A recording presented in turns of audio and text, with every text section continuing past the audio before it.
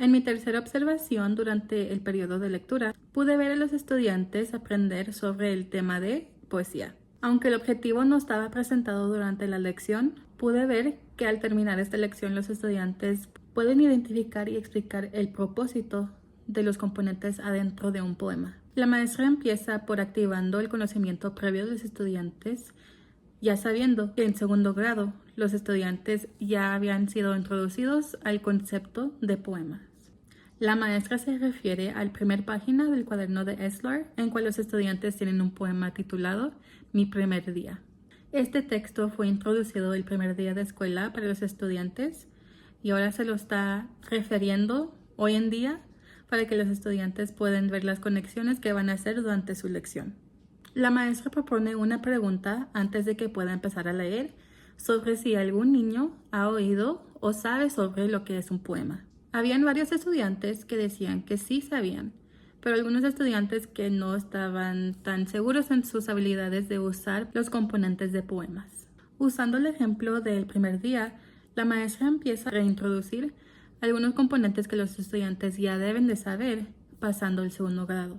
Introduciendo los componentes otra vez no nomás va a activar el conocimiento previo, pero también se va a hacer un poquito más fácil para los estudiantes poder navegar un poema y sus varios componentes. Terminando el inicio, los estudiantes van a empezar en una nueva actividad que se hace en clase entero. La maestra presenta un poema que está escrito en un gráfico de anclaje para que los estudiantes puedan copiarlo y tomar notas sobre ese poema.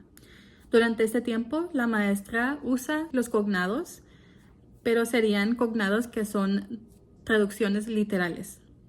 Entonces, muchos estudiantes saben las líneas en poesía y también los estanzas en poesía. Pero siguiendo de segundo a tercero, se compleja el vocabulario sobre poesía. Entonces, la maestra usa estas notas para que los estudiantes puedan saber qué línea se conoce como verso en el tercer grado.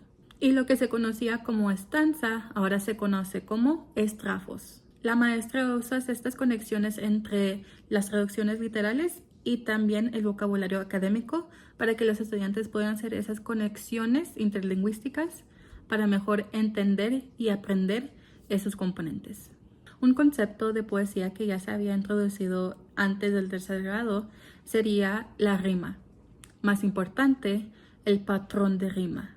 Por ejemplo, en el poema que están usando en este tiempo, la primera estrofa tiene el verso 1 que termina en sencilla y el verso 2 que termina en orilla. La maestra hace una conexión entre el uso de poesía en inglés a el uso de poesía en español.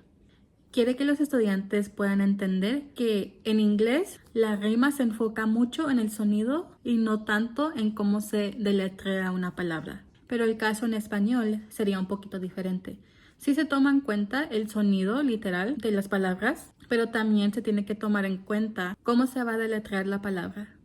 Por eso, en las palabras sencilla y orilla, pueden ver que ahí está la IA, que también sería la I, doble L y A, y en orilla sería el sonido de IA, que también sería I, doble L y A. Ya que los estudiantes hayan terminado sus notas sobre poesía y los componentes de un poema, se mueven a su siguiente actividad en cual los estudiantes van a trabajar individualmente para etiquetar los componentes de este poema que la maestra va a distribuir y lo van a pegar en su cuaderno de Eslar. La maestra estresa el uso del nuevo vocabulario, entonces una instrucción que la maestra da a los estudiantes para esta actividad es que incluyen esas palabras nuevas que serían estrofa y verso. Desafortunadamente, durante este tiempo que los estudiantes estaban trabajando en su actividad, había sucedido un simulacro de incendio y por este caso no pude ver hasta el final el cierre.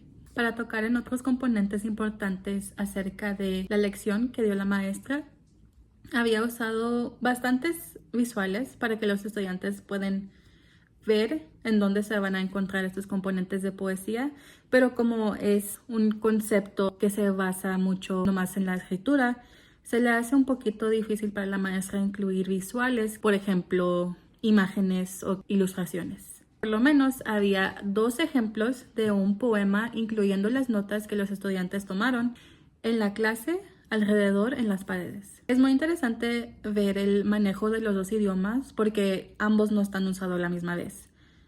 Algunos estudiantes tienen dificultad en traducir sus palabras en inglés a español.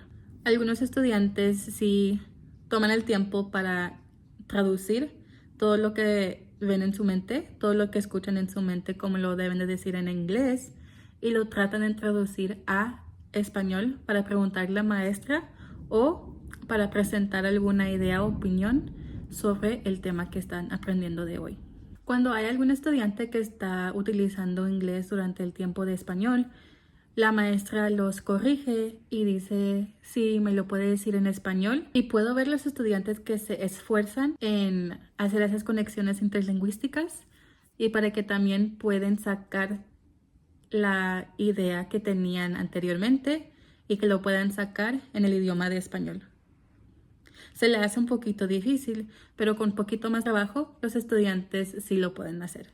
Me hizo muy importante ese detalle porque enseña que aunque esos estudiantes que están un poco más altos en el idioma de inglés, todavía saben y respetan la importancia que piensan con un cerebro bilingüe.